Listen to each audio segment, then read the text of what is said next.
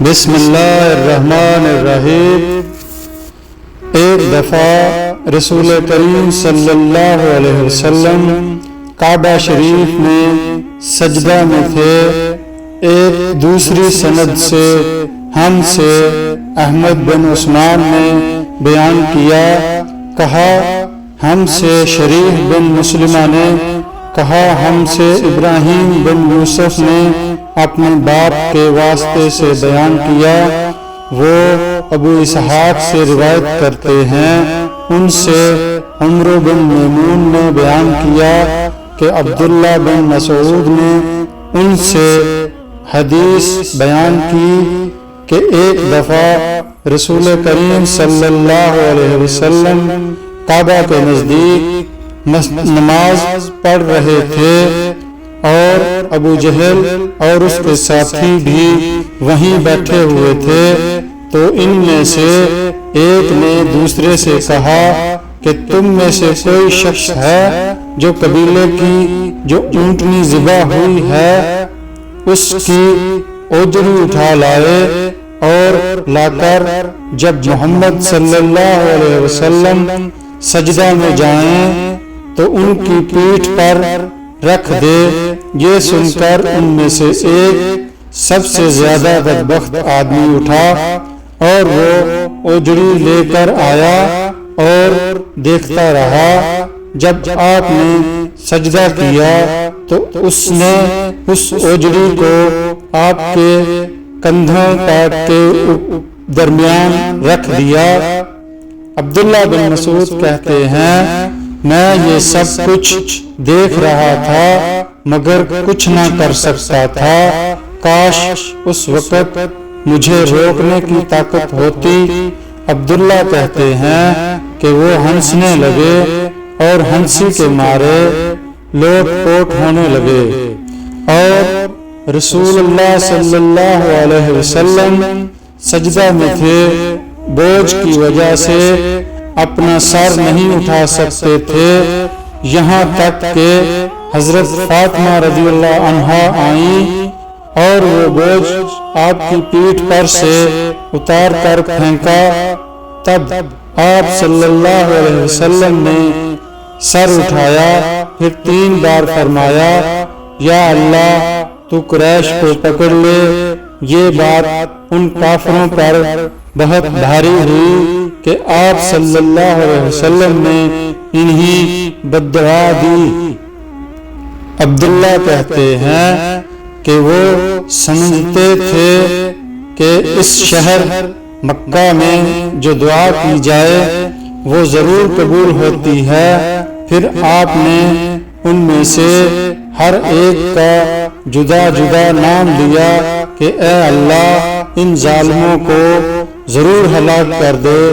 ابو جہل، عتبہ بن ربیع، شیبہ بن ربیع، ولید بن عتبہ، امیہ بن خلف اور عقبہ بن ابی معیط کو 7ویں آدمی کا نام بھی لیا مگر مجھے یاد نہیں رہا۔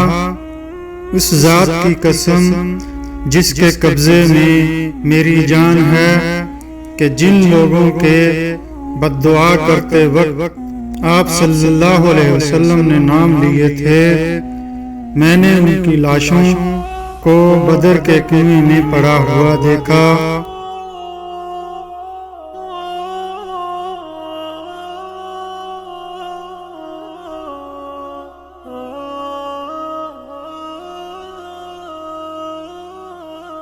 بسم اللہ الرحمن الرحیم۔ عروہ نے مسعور اور مروان سے روایت کی ہے کہ رسول اللہ صلی اللہ علیہ وسلم حدیبیہ کے زمانہ میں نکلے۔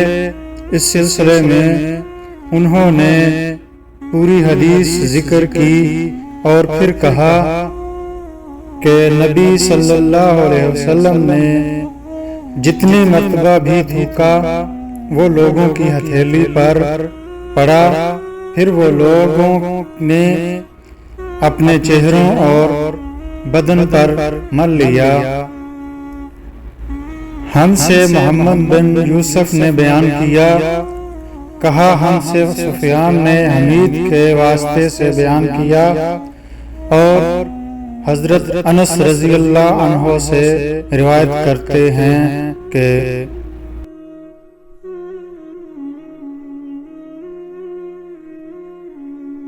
بسم اللہ الرحمن الرحیم، آپ صلی اللہ علیہ وسلم نے فرمایا کہ پینے کی ہر وہ چیز جو نشہ لانے والی ہو حرام ہے۔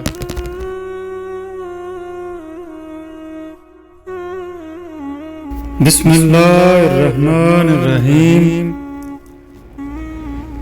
لوگوں نے ان سے پوچھا اور میں اس وقت سحر کے اتنا قریب تھا کہ میرے اور ان کے درمیان کوئی دوسرا حائل نہ تھا کہ رسول اللہ صلی اللہ علیہ وسلم کے احد کے زخم کا علاج کس دوا سے کیا گیا تھا۔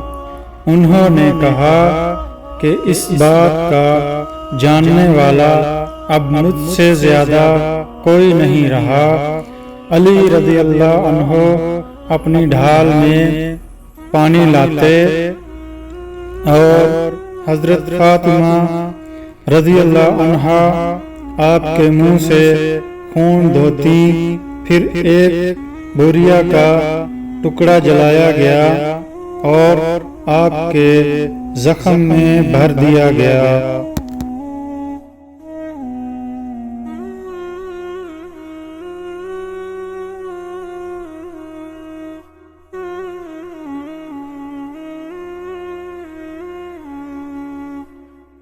بسم اللہ الرحمن الرحیم، میں ایک مرتبہ رسول کریم صلی اللہ علیہ وسلم کی خدمت میں حاضر ہوا تو میں نے آپ کو اپنے ہاتھ سے مسواک کرتے ہوئے پایا، اور آپ صلی اللہ علیہ وسلم کے منہ سے کی آواز نکل رہی تھی، اور مسواک آپ صلی اللہ علیہ وسلم کے منہ میں تھی جس طرح آپ کہہ کر رہے ہیں۔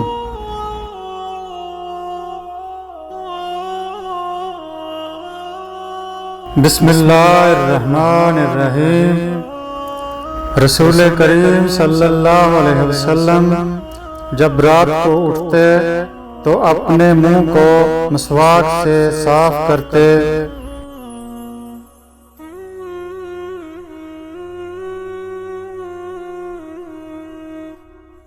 بسم اللہ الرحمن الرحیم، رسول کریم صلی اللہ علیہ وسلم نے فرمایا کہ میں نے دیکھا خواب میں مسواک کر رہا ہوں تو میرے پاس دو آدمی آئے، ایک ان میں سے دوسرے سے بڑا تھا، تو میں نے چھوٹے کو مسواک دے دی۔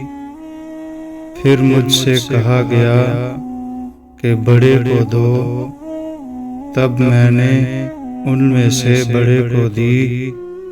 ابو عبداللہ بخاری کہتے ہیں کہ اس حدیث کو نعیم نے ابن المبارک سے، وہ اسامہ سے، وہ نافع سے، انہوں نے ابن عمر رضی اللہ عنہما سے مختصر طور پر روایت کیا ہے۔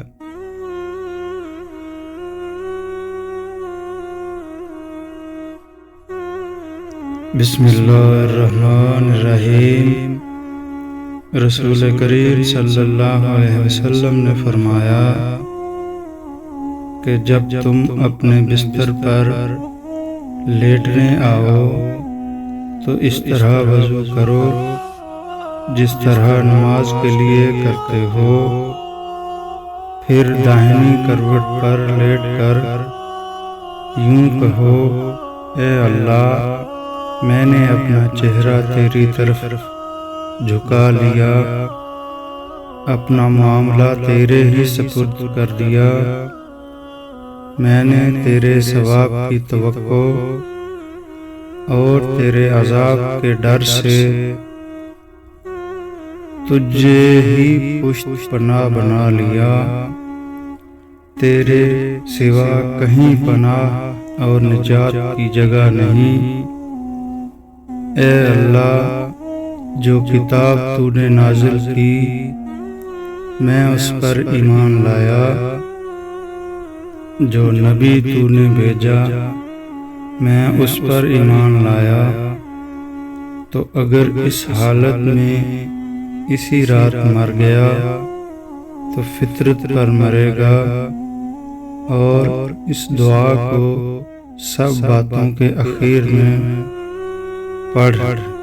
حضرت برہ کہتے ہیں کہ میں نے رسول اللہ صلی اللہ علیہ وسلم کے سامنے اس دعا کو دوبارہ پڑھا جب میں آمنت بکتابک الذی انزلت پر پہنچا تو میں نے ورسولک کا لفظ کہہ دیا۔ آپ نے فرمایا نہیں، یوں کہو ونبیک الذی ارسلت۔